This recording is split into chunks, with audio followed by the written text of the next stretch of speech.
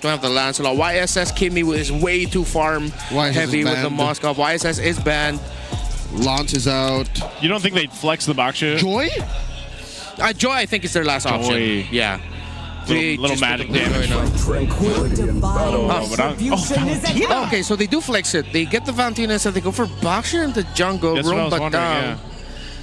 Now, this puts so much pressure onto the Moskov. I thought they already had a good lineup that wouldn't be so dependent on one hero to pop off, considering you have 3 potential quick scaling snowball heroes on the side of Omega.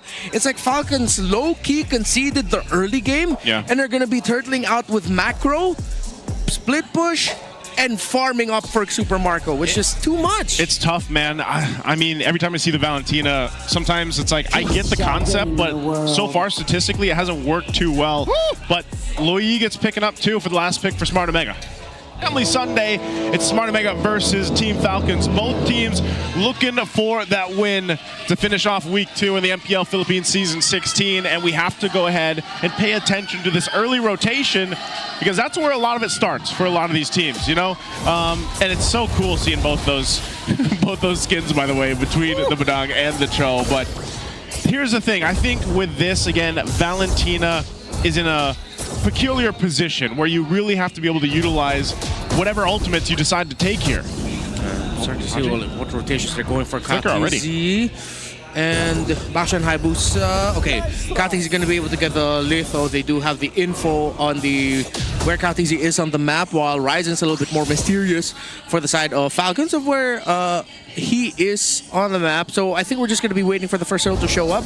I want to see someone build for an advantage right away through the EXP lane, get either Flap or James low for either side. That's going to be a good early condition to check if they want good success early on. I like that you mentioned the EXP lane because what seemed to work for Omega, especially C16, is when they go with James. And with Falcons clearly saying, yeah, we're going to hedge on the late game, this is all the more incentive for James to just keep pushing the pace. What was that saying we had? Go with James. Go with James. Needs to be on a t-shirt at this point. But yeah, that's true. And also, Lapu Lapu is just right now really good in the XP lane tier list. You know, there's something about this hero that he's just able to do so much damage, but also tank up so much damage and even pull off a couple finesse moves if he wants to. So it's one of those games where it just kind of brings it into the first objective, the first turtle. Yeah, good push and pull between the two in the EXP lane, while Hugh and Super Yoshi are just going to be jockeying for position in that center shrub. Ogwin gets there, but Super Yoshi reads it. So good little mini dance that we're seeing right now between the two teams in terms of getting better positioning. Look at Flap, though. This could be the X factor for Falcons. There we go. Oh, final slash. Coming in, first blood drawn onto James. He wasn't ready for that. Now James pushing out of the fight. And there we go, Flap TZ about to get punished. All this while, Kyle TZ secures the turtle. Great work by Falcons using muscle. Yeah, Flap TZ found the perfect position, and then they were able to make the most out of the final slash. And we saw, again, a lot of highlights here in the little dance and who gets to hold the right shrub at the center. Because Super Yoshi decided to go out of it and stop holding it, it meant that Ogwin will be able to find a better spot, and Few will be able to find a better spot as well. Good little trade as well between the Moskov and the Harris. I'm here for it.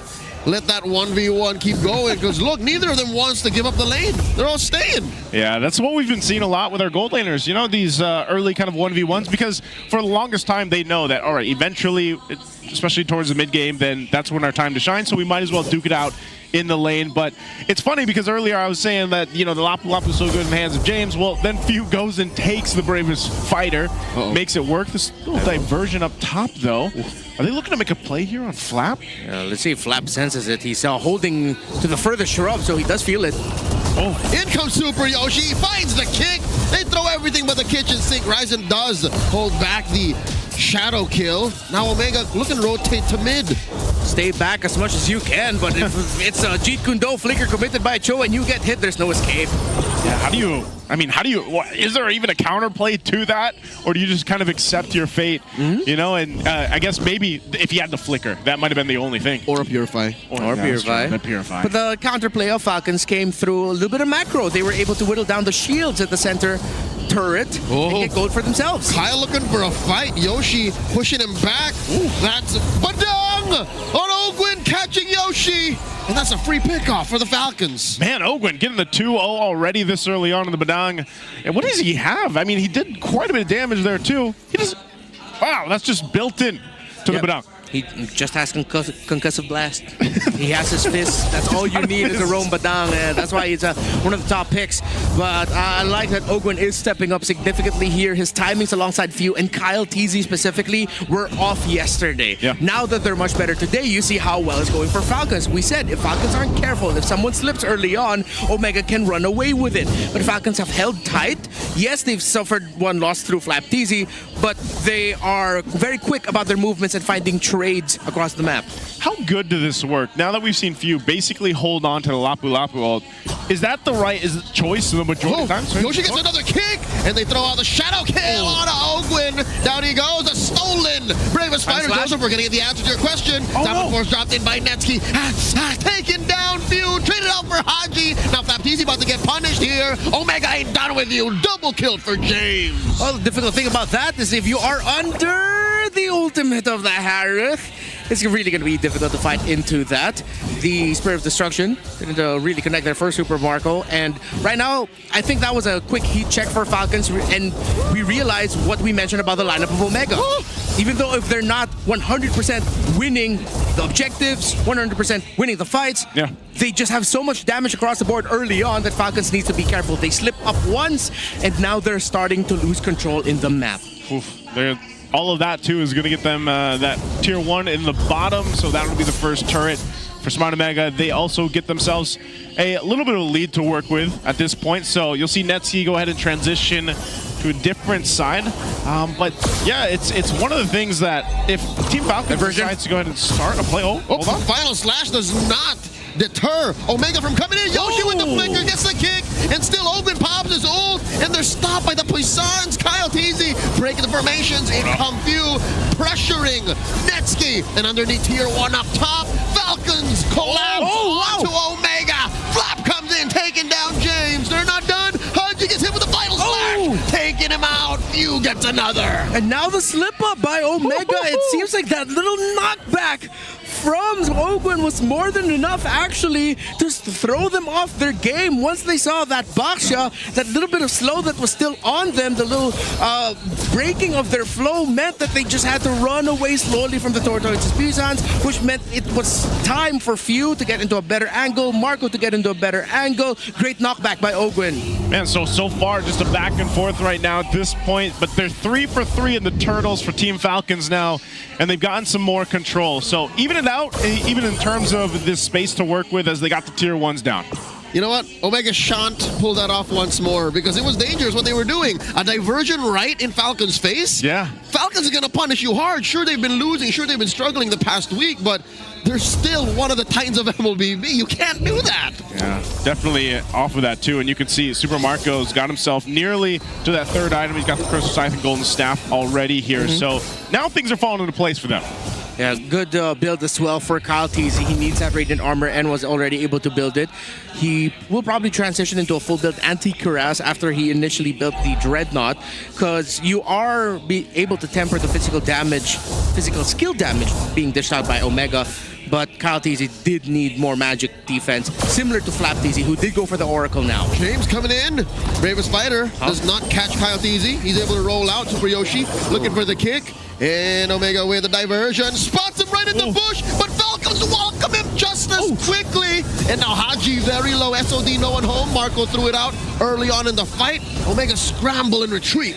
Oh, they're gonna retreat here too. I almost thought they would still put pressure there just because they had Flap there with the Final Slash, but they'll just gain control. They want this tier 1 turret in the mid too before that Lord does come up. So right now, Team Falcons looking to just play that macro game. Yeah, I think they would have continued that pressure if that SOD hit and Super Marco was in a significantly better spot to maybe stun someone with a knockback, Spear of Misery, but no, he wasn't able to hit it, and that meant Falcons just needed to see if they could have one more effort to try and catch someone off. They didn't, and so they decided to back off. Again, as we mentioned already, 2 core items locked in for the 2 gold laners. Counter-Strike War Axe for this Hayabusa, but considering how Falcons were able to take control of the turtles, all the turtles in the game so far, the Hayabusa damage might not be completely there yet against the major frontliners of Falcons. Here we go, a diversion! Wow. But Falcons answer back! Ogwin and Kyle are so in connection! Down goes Haji, Super Yoshi might be next, flickers back out, and drive-by murder by Falcons! That was perfectly timed. It was almost like they knew exactly where it was going, and they just stopped the plan of Smart Omega. And now Kaltizi's not done. Oh, he does try to commit Grand Theft Orange, but that forces Ryzen to hit the red tree. They go straight for the Lord. Yeah. Oh, no, he doesn't. Yeah, he doesn't Ryzen use still the has it. retribution. Ryzen can still do it. Oh, they're going to fight for this. Sneaky Dean, what are you thinking? Oh, he gets caught out, and there's a shadow kill. Whoa. James steals it. Down goes Neski finds the window. Kaltizi falls as well, but James finally goes down. Neski gets a double. Down goes Ogwin. There are bodies littered across the river. Omega, how did they do that? They won the trade and the Lord. Ryzen still coming in. Shadow out.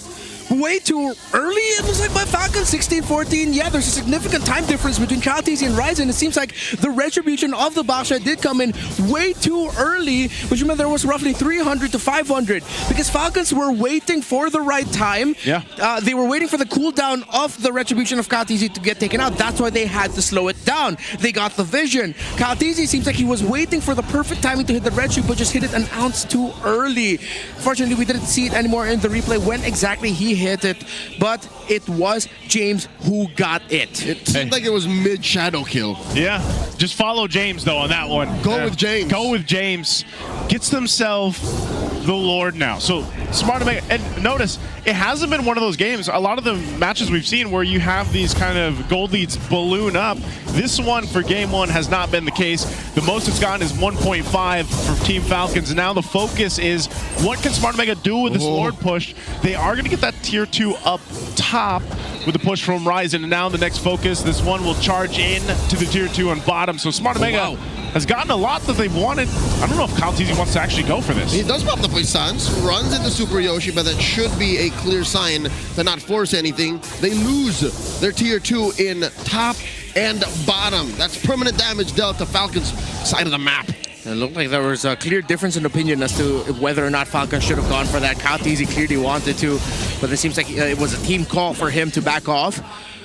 This is significantly better for Omega now because one of the reasons why they have been losing is because, well, Neski does have no death under his name, but because of how much control Falcons had earlier, especially in the key shrubs leading up to the fights, Netsky just couldn't find a comfortable position to fight very well. Now that it's Omega setting the tempo and getting into the aggressive shrubs in the map, that means Netsky can be happy and say, okay, it's my time to shine. Ryzen hasn't died yet as well, so now Falcons, how they've been playing the game so far, needs to change. Because even a well-timed shadow kill by Ryzen can whittle down Kaltizi and Ogwin faster than you can say, let's fight this. This is where we see Team Falcons go for the adjustment. You know, they played their game in the early portion where they secured themselves 3 for 3 in the Turtles. They lost that last Lord, unfortunate to them, by James securing it.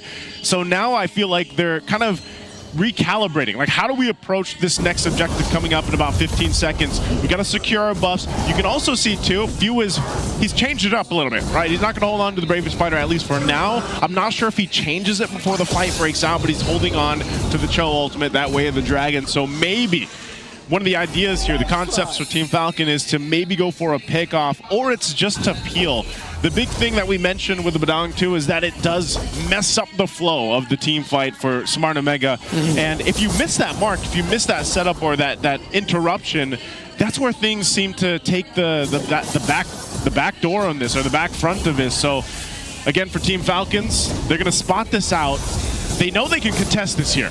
I wonder if they're going to blitz. Kyle TZ goes in for the roll. Flap TZ comes in. Flicker, final slash. Lord still sitting at a third of his health. Downward force by Netsky. They force it out. James flickering back.